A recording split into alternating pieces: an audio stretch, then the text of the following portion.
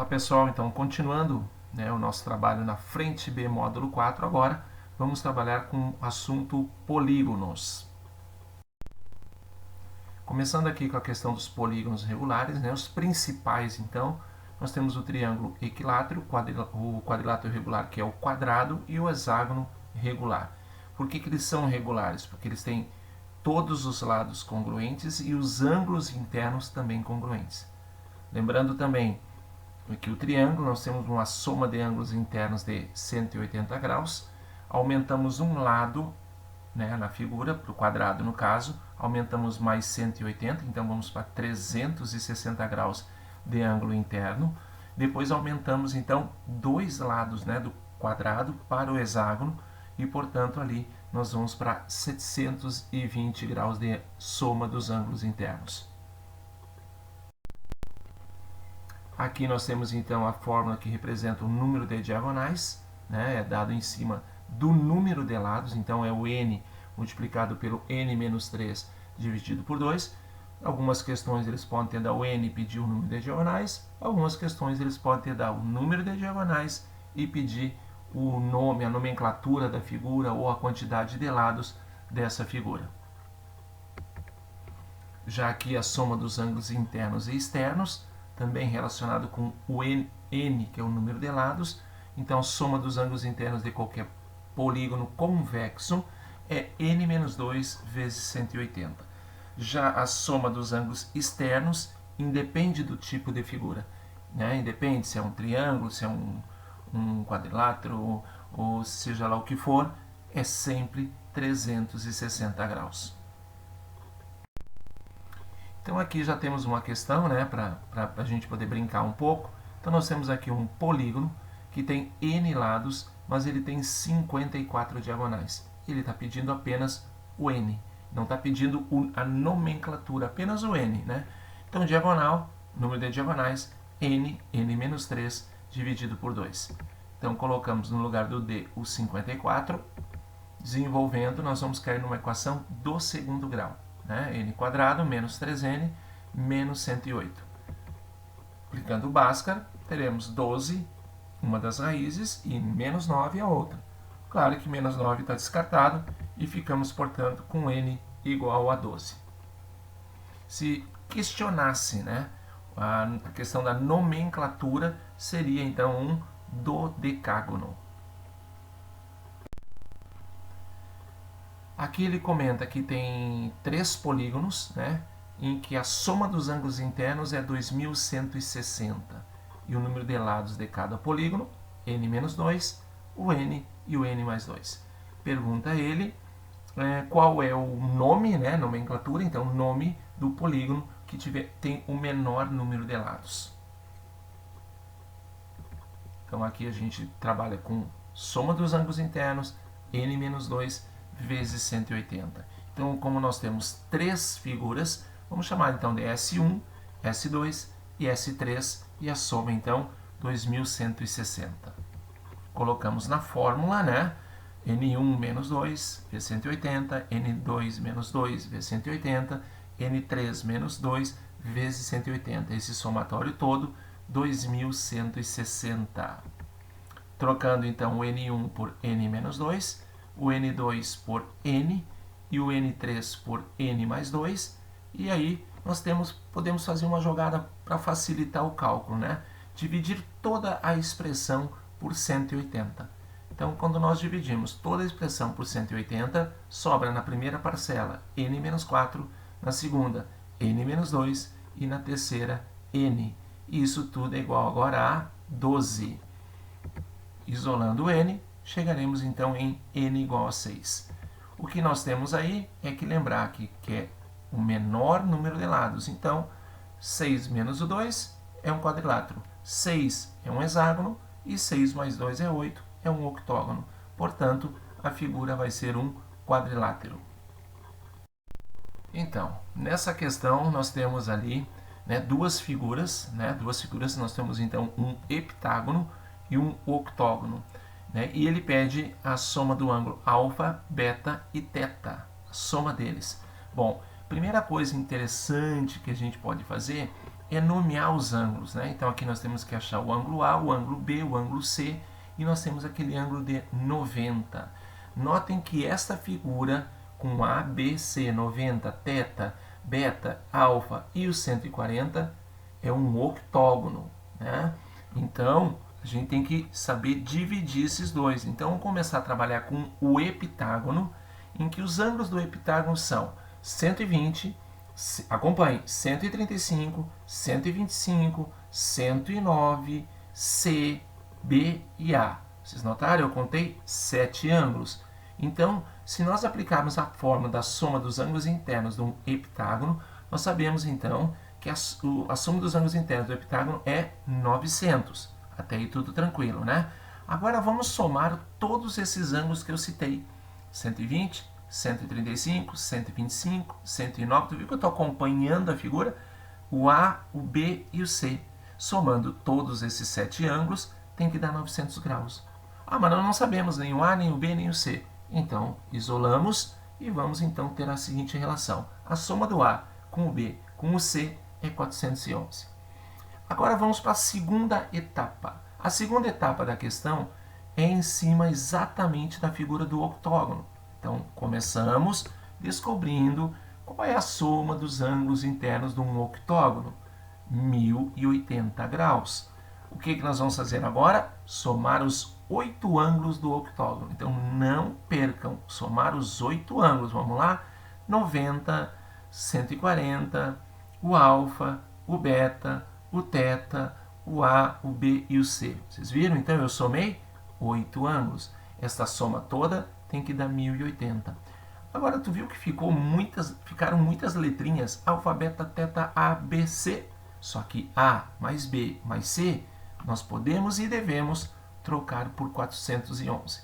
Aí, isolando alfa mais beta mais teta, nós chegaremos então em 439 graus, que é exatamente a pergunta dessa questão. Aqui nós temos, muito importante, tá, gente? Muito importante, figuras inscritas e figuras circunscritas. A começar com o quadrado, e o quadrado está inscrito no círculo. Notem a linha da diagonal do quadrado, que é 2 vezes o raio. Então, relacionando 2 vezes o raio à diagonal do quadrado, nós chegaremos que raio é L raiz de 2 sobre 2. Agora, nós vamos pegar o quadrado e vamos colocar o círculo inscrito no quadrado, ou o quadrado circunscrito no círculo. Pode escolher qualquer uma das duas.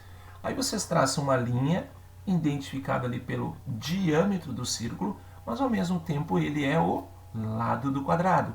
Então chegaremos na relação que o raio desse círculo é a metade do lado. Figura importantíssima para nós, a figura do triângulo equilátero inscrito no círculo. Então temos que lembrar uma relação muito importante, né? A distância do ponto O até, né, o vértice daquele triângulo é o raio, tudo bem, mas ele também vale 2/3 da altura. Isso é extremamente importante, tá, gente? Extremamente importante. Então o raio é a mesma coisa que 2/3 da altura de um triângulo equilátero. Agora, quem é a altura de um triângulo equilátero? L raiz de 3 sobre 2. Fazendo as continhas ali, ficamos com L raiz de 3 sobre 3. Pedimos que vocês não decorem essas formas, tentem entender como que funciona essa questão. Agora vamos colocar ao contrário, né? O triângulo circunscrito. Então, se tu tem 2/3 para cima, tu tem 1/3 da altura para baixo. Então, o raio deste círculo equivale a 1/3 da altura do triângulo equilátero.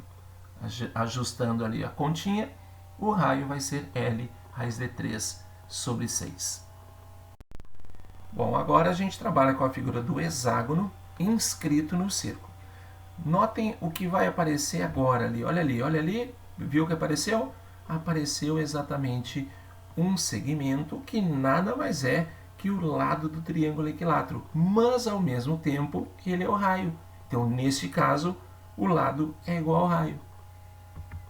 Agora, na figura, né, no hexágono circunscrito, né, notem, olha ali, um triângulo equilátero, correto? Agora, o que é o raio? Vamos ver o que é o raio? O raio nada mais é do que a altura desse triângulo equilátero. Então, no caso da figura do hexágono circunscrito, o raio vai ser exatamente o lado raiz de 3 sobre 2. Nada mais é do que a altura do triângulo equilátero. Então, nessa questão, ele comenta que tem um polígono com n lados, que não sabemos, né, quem é esse n, está inscrito num círculo de raio 1. Isso a gente vai deixar para depois. E que o polígono possui 9 diagonais. Então, através do número de diagonais, nós vamos descobrir o número de lados. Então, nós vamos cair na equação segundo, né, aplicando Bhaskara, encontramos então que o número de lados é 6. Opa, essa figura é conhecida, não é? É um polígono regular com 6 lados. Não é o hexágono? Hexágono regular. E esse hexágono está inscrito no círculo. E a gente aprendeu agora há pouco que, no momento que ele está inscrito no círculo, o lado é igual ao raio. Portanto, nós temos aí, ele pergunta, a medida do comprimento do seu lado. O lado é igual ao raio e o raio é igual a 1. Aqui nós temos o ângulo cêntrico, né? No caso, mas o que é um ângulo cêntrico, né? É este ângulo aí representado, tá vendo? Esse é o ângulo cêntrico. Ele tem 6 ângulos cêntricos. O que dá a soma de todo mundo? 360. Se quiser saber só de um, pega 360, divide pelo número de lados. Aqui nós temos o ângulo interno de um polígono regular. Vai ser a soma de todos os ângulos dividido pelo número de lados. Aí eu vou ter o ângulo interno, que são todos congruentes, né? E o ângulo externo independe da figura. É sempre 360 graus a soma dos ângulos externos. Se tu quer o ângulo externo, só um ângulozinho externo, divide pelo número de lados. Então essa questão aqui do Enem de 2017 criou um pouquinho de polêmica. Mas é bem complicada essa questão. Gente, preste muita atenção em todo enunciado, que é muito importante, tá bom? Então, aqui colocamos novamente o enunciado e a figura um pouco mais ampliada, né? E um detalhe muito importante, se a gente ligar os centros dos círculos, nós vamos ter ali um triângulo equilátero, em que o lado desse triângulo equilátero vai ser o diâmetro, ou seja, 1,2. Tudo tranquilo? Vocês entendem que essa questão, que o grande objetivo dele é saber como que esse caminhão pode passar, né, embaixo da ponte, né? Então nós temos que descobrir essa altura toda, mas temos vários elementos nessa questão. A começar pela altura do triângulo equilátero. Podemos encontrar, daqui um pouquinho nós vamos encontrar essa altura. Outro detalhe importante que a gente tem é que a distância do centro até a carroceria é o raio, portanto é 0,6. Notem que lá em cima também nós temos o 0,6, que é o raio. Agora vamos pensar juntos. O que está recomendado ali no enunciado? Tem que deixar esse espaço, né, entre a altura total e o vão do viaduto. Consequentemente é recomendado, está ali escrito no enunciado 0,5 metros. Olhem aqui embaixo, que é o enunciado também. Distância da carroceria até o chão, até o solo, 1,3 metros. Então vocês notaram que a única coisa que nos falta é exatamente a altura do triângulo equilátero. L raiz de 3 sobre 2.